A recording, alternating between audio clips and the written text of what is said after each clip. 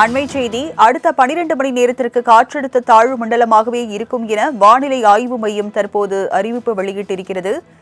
மேற்கு மத்திய வங்கக்கடலில் உள்ள காற்றழுத்த தாழ்வு மண்டலம் மணிக்கு 12 கிலோமீட்டர் வேகத்தில் நகர்ந்துள்ளதாகவும் வானிலை ஆய்வு மையம் தெரிவித்திருக்கிறது. விவரங்களை செய்தியாளர் செலினா வழங்க கேட்கலாம். செலினா, வானிலை ஆய்வு மையம் என்ன அறிவிப்பு வெளியிட்டிருக்கிறது? விவரங்கள் என்ன?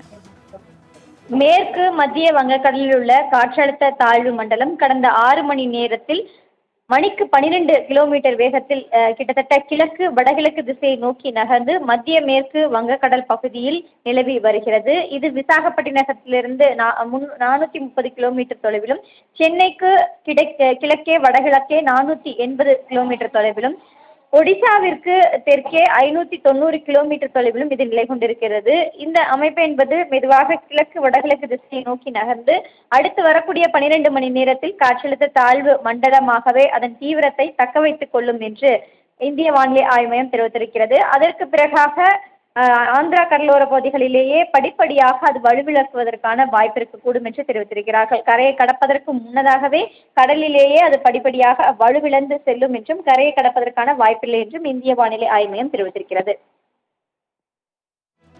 விவரங்களுக்கு நன்றி செலினா.